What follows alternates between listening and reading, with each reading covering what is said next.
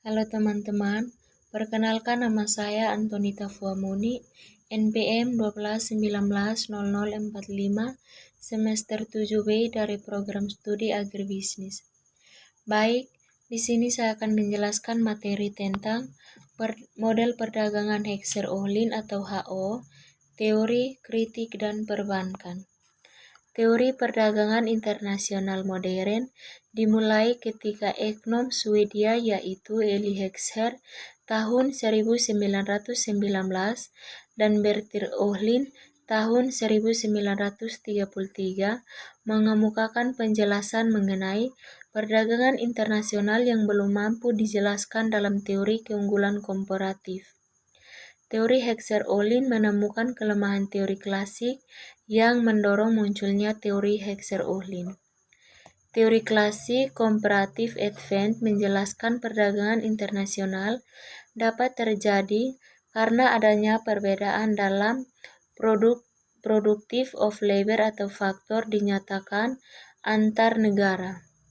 Namun teori ini tidak memberikan penjelasan mengenai penyebab perbedaan produktivitas tersebut. Namun, teori HO kemudian mencoba memberikan penjelasan mengenai penyebab terjadinya perbedaan produktivitas tersebut.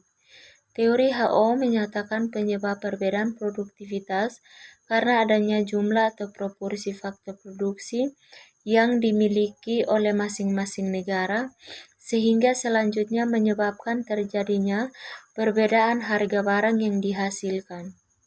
Oleh karena itu, teori modern Heckscher-Ohlin ini dikenal sebagai proportional factor theory.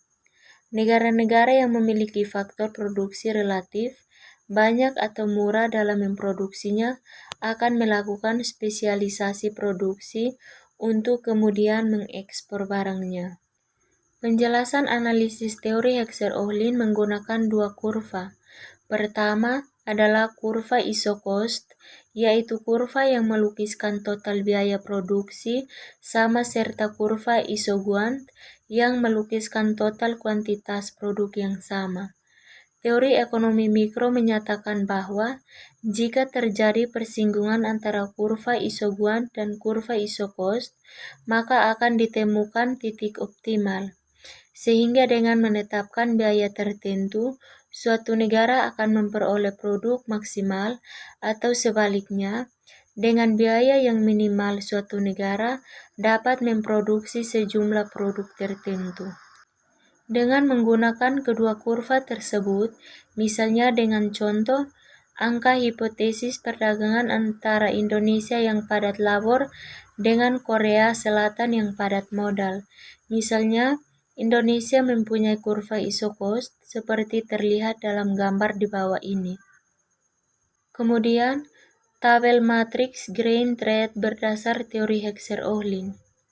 Tabel di atas menggambarkan analisis manfaat perdagangan internasional yang diperoleh masing-masing negara berdasarkan teori Heckscher-Ohlin.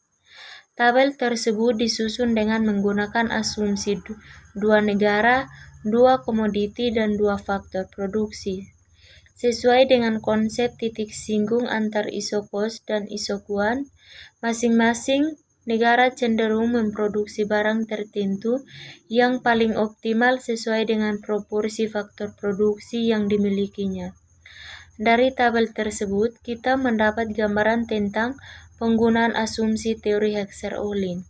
Yang pertama, perdagangan internasional terjadi antara dua negara atau dalam hal ini Indonesia dan Korea Selatan. Yang kedua, setiap negara memproduksi dua komoditi yang sama, misalnya 300 sepatu dan 80 televisi. Yang ketiga, setiap negara menggunakan dua jenis faktor produksi yaitu labor dan kapital dengan jumlah proporsi yang berbeda. Yang berikut kurva perbedaan harga faktor produksi. Harga faktor produksi di atas memberikan penjelasan bahwa untuk iso-guant 300 sepatu dengan proses produksi labor intensif di Indonesia menyinggung iso-cost $900 pada titik A. Sehingga proses produksi 300 unit sepatu yang labor intensif akan lebih murah karena jumlah faktor produksi atau labor yang dimiliki oleh Indonesia relatif lebih melimpah dan murah, sehingga unit biaya hanya $2,66. Sebaliknya di Korea Selatan, Isoguan 300 sepatu dengan proses produksi labor intensif di Korea Selatan menyinggung ISO-cost $900 pada titik B. Sehingga proses produksi 300 unit sepatu yang labor intensif akan lebih mahal karena jumlah faktor produksi atau labor yang dimiliki oleh Korea Selatan relatif lebih sedikit dan murah, sehingga unit biaya menjadi $10. Sedangkan kondisi sebaliknya untuk Isoguan 90 unit televisi di Indonesia menyinggung Isoguan $900 pada titik C. Sehingga proses produksi 90 unit televisi yang kapital intensif akan lebih mahal karena jumlah faktor produksi atau kapital yang dimiliki oleh Indonesia relatif lebih langka dan mahal, sehingga unit biaya menjadi $10. Sebaliknya di Korea Selatan, Isoguan 90 televisi dengan proses produksi kapital intensif di Korea Selatan menyinggung ISO-cost $800 pada titik D. Sehingga proses produksi 90 unit televisi yang kapital intensif akan lebih murah karena jumlah faktor produksi atau kapital yang dimiliki oleh Korea Selatan relatif lebih sedikit dan murah, sehingga unit biaya menjadi $8,88. Ada 5 hipotesis teori Heckscher-Ohlin. Sebelum melakukan kritik terhadap teori Heckscher-Ohlin, di bawah ini akan dikemukakan hipotesis yang telah dihasilkan oleh teori Heckscher-Ohlin antara lain. Yang pertama, produksi barang ekspor di tiap negara naik, sedangkan produksi barang impor di tiap negara turun.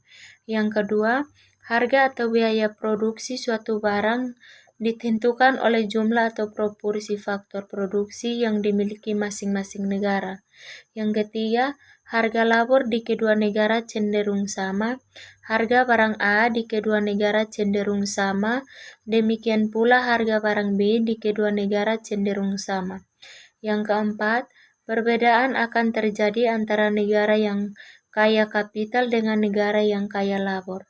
Yang kelima, masing-masing negara akan cenderung melakukan spesialisasi produksi dan mengekspor barang tertentu karena negara tersebut memiliki faktor produksi yang relatif banyak dan murah untuk melakukan produksi.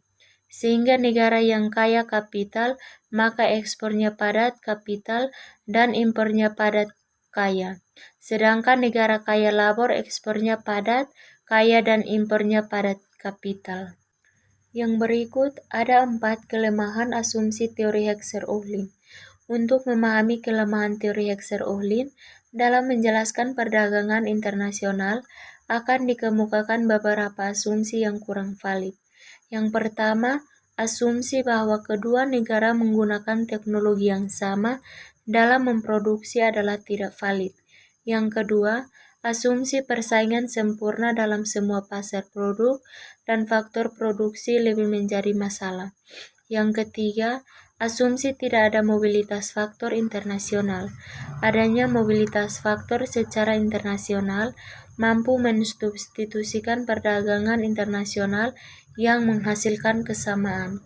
Yang keempat, asumsi spesialisasi penuh suatu negara dalam memproduksi suatu komoditi jika melakukan perdagangan tidak sepenuhnya berlaku karena banyak negara yang masih memproduksi komoditi yang sebagian besar adalah dari impor.